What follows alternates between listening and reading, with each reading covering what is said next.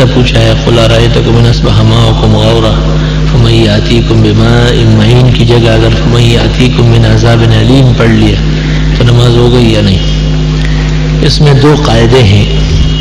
ایک قاعدہ یہ کہ اگر کوئی ایسا لفظ پڑھ لیا جو قرآن میں نہ ہو تو نماز فاسد ہوگی. من عذاب علیم قرآن میں ہے، اس قاعدے کے مطابق نماز فاسد نہیں ہوگی. امام ابو یوسف یہ فرماتے ہیں، ذلت القاری میں موجود ہے. دوسرا قاعدہ یہ ہے کہ ایک ایسا لفظ پڑھا جس سے تغیر معنی تغیر فاحش واقع ہو گیا، سخت تبدیلی آ گئی، وہ بھی نہیں ہوئی، اس لیے نماز درست اور صحیح ہے. تقریباً 1 سال سے لڑکی والے شادی میں دیر کر رہے ہیں، وجہ رشتہ داروں کی وفات ہے، اور وفات کے بعد 40ویں تک انتظار کا کہتے ہیں، پھر کوئی نہ کوئی مر جاتا ہے. اس طرح شادی میں دیر کر رہا ہے، کوئی حل بتائیے. ان کو یہاں جمعہ پڑھنے لے آئے تو حل یہی ہے، وہاں کے جو مرد با اختیار ہوں ان کو یہاں جمعہ پڑھواؤ تاکہ وہ یہ کانوں سے سن لے کہ چیلم برسی تیجا مردے کے پیچھے رسوم کی کوئی حقیقت نہیں. 3 دن کے بعد مردے سے تعلق ختم، مردے کے تمام غم ہم سب شران ختم، ڈسمس، کوئی حقیقت اس کی باقی نہیں. سب کام نظام درست ہونا چاہیے. گورنمنٹ کی طرف سے دیے گئے عشر و زکوٰۃ لینا جائز یا نہیں؟ چونکہ یہ قاعدے شریعہ کے مطابق نہیں ہے، غلط طریقہ ہے، اس لیے لینا صحیح نہیں ہے. مفتی اعظم اسلام مولانا مفتی محمود کا فتویٰ بھی ہے کہ سرکاری زکوٰۃ درست نہیں ہے، اور سرکار جو کاٹتی ہے اس سے لوگوں کی زکوٰۃ ادا بھی نہیں ہو رہی. مولانا سید احمد قادری صرف دیوبندی نہیں، دیوبندیوں کے مناظر، محقق، مصنف، غیرت اور عزت ہے.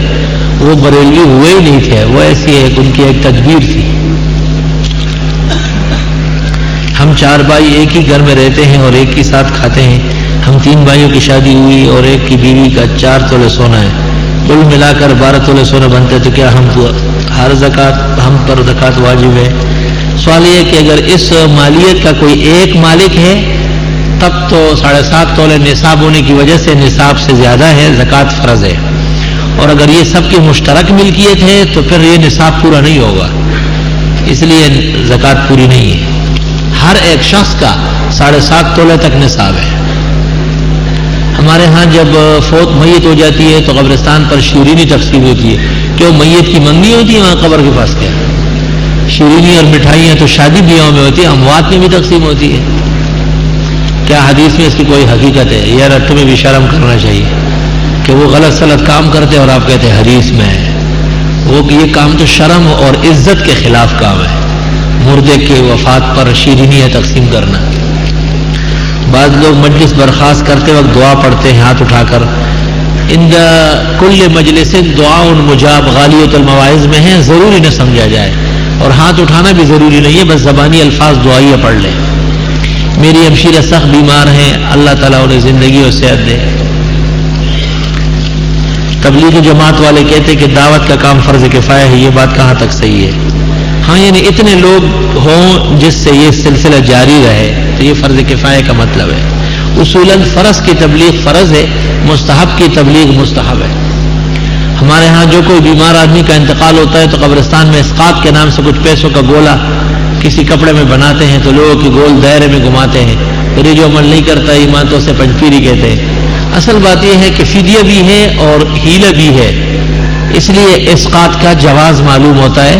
البتہ قبرستان میں ضروری نہیں ہے، کہیں بھی غرباء و مساکین کو میت کی طرف سے روزوں اور نمازوں کا فدیہ دینا چاہیے. اگر فدیہ کم ہے اور روزے اور نمازیں زیادہ ہیں تو پھر اس کے لیے ہیلہ کر سکتے ہیں. حیض کے دوران عورت کا گھر سے نکلنا جائز ہے؟ جی ہاں جائز ہے، ضرورت کی لی جا سکتی ہے. میں 5 ماہ سے بے روزگار ہوں، بہت جگہ کوشش کی، کامیاب نہیں ہوئی، کام ہوتے ہوتے رک جاتے. آپ سے درخواست ہے میرے لیے، آپ استغفار کی کثرت کریں، اگلے جمعے سے پہلے کام ہو جائے گا. جماعت میں جو لوگ بیٹھے ہوتے ہیں کیا آنے والے نماز سے پہلے ہاتھ ملا سکتا ہے؟ نہیں، نہ ہاتھ ملائے اور نہ سلام کرے. جو لوگ صفوں کی شکل میں نماز کے انتظار میں بیٹھے ہوتے ہیں، جو شخص مسجد میں اس دوران آئے گا وہ ان کو السلام علیکم نہیں کرے گا. اور یہ جو رواج ہے خالص جہل اور دین سے ناواقفیت ہے، منع فرمایا ہے. بعض لوگ عرفے کا روزہ حج کے دن رکھا کرتے ہیں، وہاں حجاج کے لیے تو روزہ منع ہے. مکروہ ہے، البتہ وہاں کے علاوہ کہیں اور 9 ذی الحج یعنی 9 ذی الحج کا روزہ سنت ہے۔ کیا ایام بیج روزوں کے ساتھ رمضان کے چھوٹے ہوئے روزے کی نیت بھی کر سکتے ہیں؟ عاشورے کے دن کیا کام کرنا چاہیے؟ جی ہاں۔ کیا قرآن شریف کو تبرکاً چوم سکتے ہیں؟ حضرت عمر سے ثابت ہے۔ اکثر لوگ جانور اور پرندے کیا لڑاتے ہیں، حدیث شریف میں اس کو کار شیطان کہا ہے کہ شیطان تم سے حیوانات لڑائے گا۔ سورہ فاتحہ سے پہلے بسم اللہ پڑھنا سنت ہے، واجب نہیں ہے۔ ایک عورت نماز پڑھتے ہوئے جلسے کی حالت میں پاؤں دائیں کے بائیں طرف نکال لیتی ہے کیونکہ اس کے دونوں پاؤں میں ٹیڑھ ہے، معذوری کی وجہ سے ایسا کر سکتی ہے۔ میں مدرسے کا طالب ہوں، احادیث یاد کرنے کا خواہاں ہوں، کون سی کتاب سے ابتدا کروں؟ ابو داؤد شریف کی احادیث یاد کریں، اس میں تکرار نہیں ہے اور ذخیرہ زیادہ ہے۔ 2 دوست گائے کی قربانی کرتے ہیں، 3 حصے دونوں کے ہوئے اور ایک حصہ وہ اللہ کے نام کا کرتے ہیں اور قربانی کا گوشت آدھا بانٹتے ہیں۔ کیا اس طرح حصے کیے جا سکتے ہیں؟ یعنی 6 حصے تو درست ہے بالکل، 4 6 2 1۔ البتہ یہ جو 6 شریک ہوئے اور ایک حصہ اگر مشترک کیا ہے تو قربانی سب کی خراب ہو گئی، ساتھ ہوگی۔ اور اگر اس حصے کا بھی ایک مالک چکا ہے یعنی ایک کے 3 اور ایک کے 4 تو جائز ہے، اس کی ضرورت ہی نہیں ہے۔ 3 اور 3 6 کے حساب سے گائے کٹ سکتی ہے، کوئی حرج نہیں۔ مشترک قربانی کے آدھے پیسے میرے آدھے تیرے، یہ غلط ہے۔ ساتھ کے ساتھ برابر ہے۔ حی علی الصلاۃ کے کھڑے ہوتے یہ بدعتیوں کا طریقہ ہے، بخاری میں ایسی کوئی بات نہیں۔ جس طرح نابالغ لڑکے کے بال انگریزی بنوانا جائز نہیں، اس طرح نابالغ لڑکی کے بال چھوٹے کرانا جائز نہیں۔ کفایت المفتی میں لکھا کہ نابالغ لڑکے کے انگریزی بال ناجائز ہے۔ جی صحیح لکھا ہے۔ کس طرح افضل ہے؟ استخارہ۔ اگر استخارہ کی مخصوص دعا یاد نہ ہو اپنی زبان میں مانگی، کوئی دن متعین نہیں۔ اگر اللہ اکبر کہنے سے پہلے ہی ہاتھ باندھ لیے جائے تو نماز کی صحت پر کیا اثر پڑے گا؟ اللہ اکبر کہنے سے پہلے یعنی نماز شروع نہیں ہے، بدعت میں مبتلا ہے، گند میں مبتلا ہے، یہ گندا آدمی ہے۔ اس کو پتہ ہے کہ اللہ اکبر کے بعد ہاتھ باندھنے، اور بعض جاہل نماز کے لیے کھڑے ہو جاتے جماعت میں تو پہلے سے ہاتھ باندھتے، جاہلوں کا طریقہ ہے، بے دین لوگوں کا طریقہ ہے، کوئی حقیقت اس کی نہیں۔ ختم خواجگان کا طریقہ مولانا زکریا صاحب شیخ الحدیث نے آپ بیتی میں لکھا ہے، دل میں غلط خیالات جو انتقامی ہوتے ہیں کثرت سے استغفار پڑھے۔ یہ عقیدہ رکھنے کہ رسول اللہ اور انبیاء اس دنیا میں آتے ہیں کفر ہے، لیکن بزرگوں کی کتابوں میں ایسی بہت سی حکایات موجود ہے۔ حکایات دین نہیں ہے نا، دین قرآن و سنت ہے، اور قرآن و سنت میں یہ نہیں ہے۔ میری بیٹی تقریباً 16 سال کی ہے لیکن وہ بات کرتے وقت اٹک جاتی ہے، یعنی اس کی زبان میں لکنت ہے، بہت زیادہ علاج کرایا، دعا کی ضرورت ہے، اللہ تعالیٰ اسے صحت شفا دے۔ سورۃ طٰہٰ میں موسیٰ علیہ السلام کی جو دعا ہے یہ پڑھ کے انہیں یاد بھی کرائے اور دم بھی کر کے پلائے۔ الدین کلو ادبو، یہ حدیث ہے، مجھے اس کا حدیث ہونا معلوم نہیں ہے، البتہ مقول یا کابر ہے۔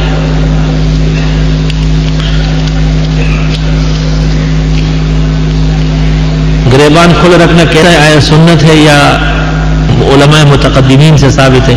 قرآن و حدیث کی روشنی میں پھول نچاور کرنا کیسا ہے؟ پھول نرے پھول یعنی ایک آدھ پھول کسی کو دینا یا اس کے اوپر پھینکنا حرج نہیں ہے، مستقل اس کو فیشن بنانا اور ایک کار ثواب سمجھنا بدعتیوں کا طریقہ ہے۔ باقی کھلا گریبان مرد کے لیے رکھنا سنت طریقہ ہے، اور اس زمانے میں چونکہ لوگ بند گریبان کو دین سمجھتے ہیں جب اس کا کوئی ثبوت نہیں ہے سرے سے۔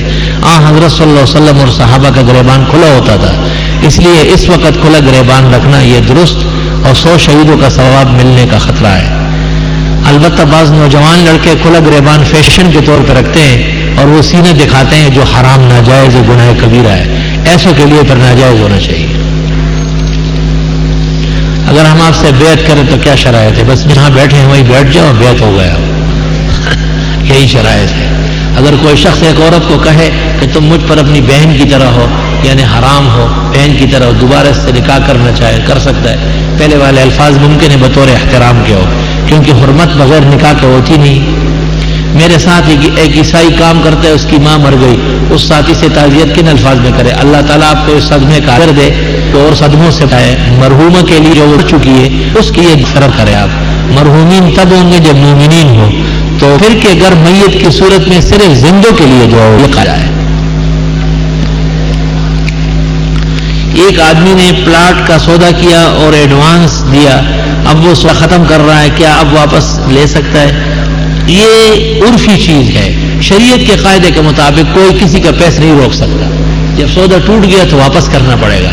عرف کے اندر اگر فریقین اس بات پر متفق ہوئے راضی خوشی سے کہ اگر فلان دن تک میں نے آپ کو جواب نہیں دیا یا آپ کا مال میں نے نہیں اٹھایا تو میرا دیا ہوا رقم آپ کا ہوگا راضی خوشی سے، تو یہ جائز ہے. دارالفتاء والے اس کو ناجائز کہیں گے. تفسیر ابن عباس کے استناد کے بارے میں وہ قلبی کا طریق ہے جس میں ضعف ہے، تاہم اس میں صحیح روایات بھی ہے. اگر صبح کو نکل جائے اور بندہ سوتا رہ جائے تو کیا فجر کی نماز پڑھتے وقت سنت فرائض میں ظہر سے پہلے سنت اور فرض دونوں پڑھنی ہے؟ عوام میں ایک رواج ہے کہ جب وہ بول لیتے ہیں تو پھر بیٹھے رہتے ہیں کہ یہ سورج نکل رہا ہے، یہ گناہ ہے.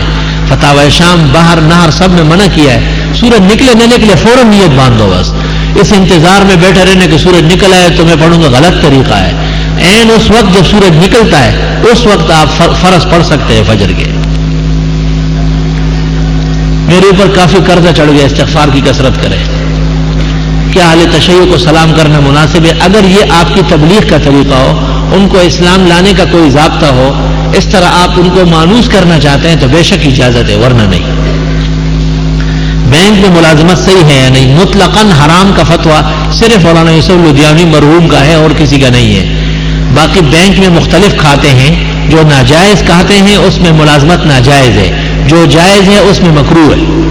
پرائز بانڈ صحیح ہے، تفصیلات معلوم نہیں ہے، اس لیے اس کے جواب سے میں معذرت خواہ ہوں. ہمارے یہاں کسی صحابی کی شہادت پر کوئی بیان نہیں ہوتا. مثلا نبی حضرت عثمان کا یوم شہادت گزرا، کسی نے کوئی بیان نہیں کیا. جو مرد سمجھتے ہیں شہیدوں کو وہ رولے، ہم زندہ جاوید کا ماتم نہیں کرتے. ہمارے ہاں دن نہیں منائے جاتے. حضرت عثمان کے بارے میں بتا دیے خطبے میں کہ اس امت کے سب سے بڑے مظلوم ہیں. اتنا کافی ہے. یہ دن منانا یہ روافض اور بدعتیوں کا کام ہے. کسی عورت نے حج کا فارم کاغذات وغیرہ جمع کرا ہے، حج پر جانے کی تاریخ ٹکٹ وغیرہ آ گیا، اسی اسنا میں اس کا شوہر مر گیا اور ٹکٹ واپس کرنے میں کوئی کٹوتی ہوتی ہے تو آیا وہ حج پر جائے یا عدت گزارے؟ اگر حج پر چلی جائے تو آیا فرضیت حج ساقط ہو جائے گی یا نہیں؟ اس پر تو اتفاق ہے کہ اگر وہ اس کے باوجود حج کرنے چلی گئی تو فرض حج ادا ہو جائے گا. ہماری کتابوں میں لکھا ہے کہ عدت کے اندر خاتون حج پر نہ جائے، عدت گزار کے اس کے بعد اگلے سال چلی جائے. فتاوی عالمگیری میں، فتاوی شام میں یہی فتویٰ لکھا گیا ہے. لیکن اس عاجز اور فقیر کا اس فتوے سے اختلاف ہے، کیونکہ اس وقت لوگ مرضی کا حج کرتے تھے اور جب چاہے روانہ ہو جاتے. اس زمانے میں ایسا نہیں ہے. اس لیے عدت واجب ہے اور حج فرض ہے، لہذا عدت سے نکل کر وہ حج فرض کے لیے روانہ ہو سکتی ہے. مال کراہیت کے اس کو اجازت ہونا چاہیے، کیونکہ ہو سکتا ہے پر اگلے سال اور اس کے اگلے سال اس کو مواقع فراہم نہ ہو.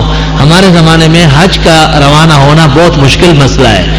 اس لیے کسی کی میت یا خاون کی میت کے اندر معتدہ ہونے کے باوجود جبکہ فقہاء کرام نے اس کو منع کیا ہے، اس زمانے کی تاریخ اور ضرورت بتاتی ہے کہ وہ حج کر سکتی ہے مال کراہیت کے. کیا لال رنگ حضرت صلی اللہ علیہ وسلم کو ناپسند تھا؟ لال رنگ چونکہ زنانی رنگ ہے، شوخ لال. حضرت صلی اللہ علیہ وسلم سے لال رنگ کا سوٹ بھی ثابت ہے عید کے لیے، ترمذی شریف میں ہے کتاب اللباس میں کہ حضرت صلی اللہ علیہ وسلم نے سرخ کپڑے پہنے. بالکل اس کا جواب ہم اس طرح دیتے ہیں کہ کپڑا سفید تھا اور لکیریں لال تھی، جیسے رومال کی لکیریں ہوتی ہیں. بعض زبانوں میں زمین کا اعتبار ہوتا ہے اور بعض زبانوں میں لکیروں کا اعتبار ہوتا ہے. عربی میں لکیروں کا یکدم سرخ یہ استعمال نہیں فرمایا ہے. روایت ہے کہ یہ جو ہم قربانی کرتے ہیں وہ پورے سرات کی سواری ہوگی. جی ہاں، جب اللہ تعالیٰ قبول فرمائے تو بھیڑ پر نہیں بیٹھیں گے آپ، بھیڑ آپ کو گھوڑے کی شکل میں ملے گا. اس کو یہ فکر ہے کہ بکرے پر کیسے چڑھوں گا میں، یا آپ چھوٹے سے ہو جائیں گے یا بکرا بھینسا بن جائے گا. کبھی میرے سر میں درد ہے، کبھی دست لگتے ہیں، مجھے کوئی دعا اثر نہیں کرتی. میں روزگار کے لیے 3 سال سے ہوں. آپ دہی اور پودینہ اور گھر کی چپاتی استعمال کریں. سنی لڑکے لڑکی کا شیعہ گھر میں رشتہ ناجائز ہے، نکاح منعقد نہیں ہوگا. فلیٹ کے ایک پڑوسی کا انتقال ہوا جو کہ رافضی تھا. فلیٹ کے تمام سنی مسلمان تعزیت کی بلکہ کھانے پینے کی چیزیں بھی بھجوائی، مگر میں نے اس پر عمل نہیں کیا. توبہ توبہ، سخت گناہ کیا ان لوگوں نے. آپ نے اچھا کیا، پرہیز کیا. طالب علم کا مدرسے سے چوری کر کے کھانا کیسا ہے؟ حرام ہے۔ مفتی فرید صاحب کا فتویٰ ہے کہ طالب علم مدرسے سے چوری کر سکتے ہیں۔ مفتی فرید صاحب کے بیشتر فتاویٰ غلط ہے، وہ فتوے میں غیر محتاط رہے ہیں۔ میرا حافظہ بہت کمزور ہے، جب بھی کوئی مضمون یاد کرنے کے لیے بیٹھتا ہوں تو بہت دیر میں اور بڑی مشکل سے رب زدنی علما سبحانک لا علم لنا الا ما علمتنا کی کثرت کرو۔ بینک کے ملازم کے ساتھ اپنی بہن کا رشتہ کرنا اس امید پر کہ وہ توبہ کر لے گا جائے گا۔ معراج میں آن حضرت نے جو عذاب بتائے یا نعمتیں بتائی وہ قیامت سے پہلے آپ کے لیے متشکل کر دی گئی تھی۔ بسنت منانا جائز حرام ہے، بلکہ اندیشہ ہے کہ اس سے لوگوں کا ایمان سلب ہو جائے۔ یہ ہندوؤں کا مذہبی تہوار ہے۔ دلہن کی رخصتی کے وقت اس کے سسر کے اوپر قرآن پکڑا جاتا ہے، اس کے سر پر، اور کہا جاتا ہے کہ قرآن کے سائے تلے۔ یہ بدعت ہے، اس سے توبہ ضروری ہے۔ جیسا کہ ان دنوں شادی اور ولیمے کی تقاریب کل عام احکام الہی کو توڑا جاتا ہے، مرد اور عورتوں کی نشستگاہیں ایک ساتھ ہوتی، ایسی تقریبیں منعقد کرنا اور اس میں جانا حرام ناجائز گناہ کبیرہ ہے۔ میں موکل مسخر کرنے کا عمل کرنے کا ارادہ رکھتا ہوں۔ کیا موکل جن پری اور دیگر ارواح کو مسخر کرنا شریعت میں جائز ہے؟ پہلے خود مسخر ہو جاؤ، سیدھے ہو جاؤ، انسان بن جاؤ، یہ سب تیرے لیے دستبستہ کھڑے ہوں گے۔ میری بہن وہم بہت کرتی ہے اور ہر کام میں دیر لگاتی ہے، کثرت سے آخری صورت تلاوت کرتی رہا کرے۔ پوچھنا یہ کہ جس شخص کے قضا نمازیں ہوں کیا وہ تہجد کے نفل ادا کر سکتے ہیں؟ فتاوی شام میں ہے کہ قضا کے باوجود معروف نفلیں پڑھا کرے، جیسے تہجد، اشراق، چاشت ہے۔ ڈاکٹر ملک غلام مرتضیٰ کی تفسیر پڑھنا، مجھے اس کے بارے میں معلومات نہیں ہے۔ مولانا زید الکوثری کی خشخشی داڑھی تھی، کیا ان کی اتباع نہیں ایسے نظر آتی ہے؟ آپ نے دیکھا تھوڑی، حضرت مکمل متبع سنت و شرط ہے۔